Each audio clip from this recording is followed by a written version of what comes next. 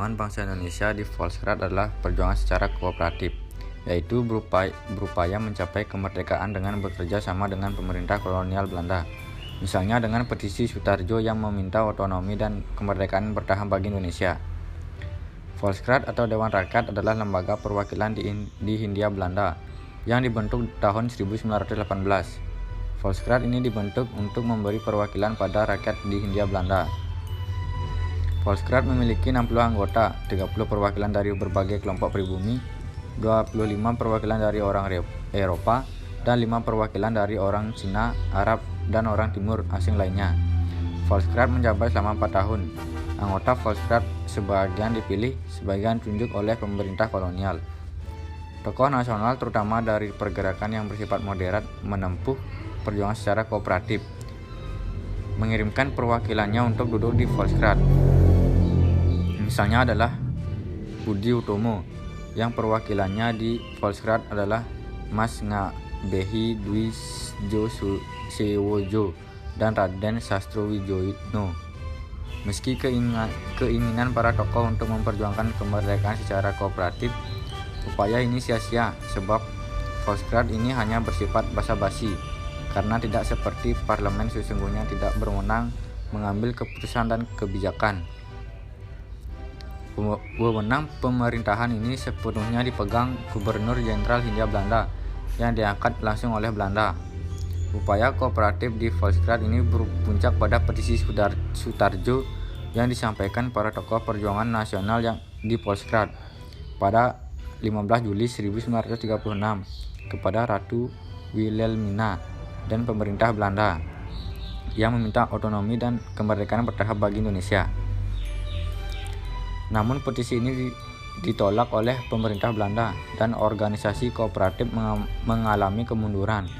Perjuangan melawan Belanda akhirnya tidak bisa berkembang hingga Belanda kehilangan kekuasaan akibat serangan Jepang dalam Perang Dunia Kedua pada tahun 1942. Volksraad dihapuskan akibat kekalahan Belanda terhadap Jepang dan menyerahnya Belanda pada Perjanjian Kalijati tanggal 8 Maret 1943. Volksraad kemudian digantikan dengan Chosangi-in pada 5 September 1943 setelah adanya protes dari para tokoh nasional kepada pemerintah Jepang.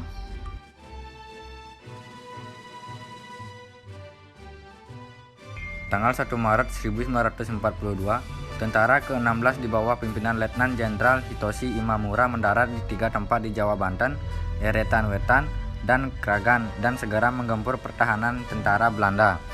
Setelah merebut pangkalan udara Kalijati, Letnan Jenderal Imamura membuat markasnya di sana.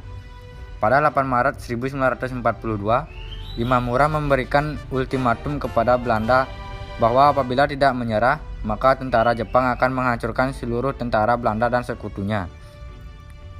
Pada 9 Maret 1942, Gubernur Jenderal John Kerr Jarda van Starkenborgh Stancower bersama Letnan Jenderal Henter Porten, Panglima Tentara India Belanda datang ke Kalijati dan dimulai perundingan antara pemerintah Hindia Belanda dengan pihak tentara Jepang yang dipimpin oleh Letnan Jenderal Imamura. Imamura menyatakan bahwa Belanda harus menandatangani pernyataan menyerah tanpa syarat. Letnan Jenderal Ter Porten mewakili Gubernur Jenderal menandatangani pernyataan menyerah tanpa syarat. Dengan demikian, bukan saja de facto, melainkan juga de jure. Seluruh wilayah bekas Hindia Belanda sejak itu berada di bawah kekuasaan dan administrasi Jepang. Dengan demikian, tanggal 9 Maret 1942 bukan hanya merupakan tanggal menyerahnya Belanda kepada Jepang, melainkan juga merupakan hari dan tanggal berakhirnya penjajahan Belanda di bumi Nusantara. Karena ketika Belanda ke bekas jajahannya setelah tahun 1945, Belanda dan sekutunya datang ke Republik Indonesia yang telah merdeka.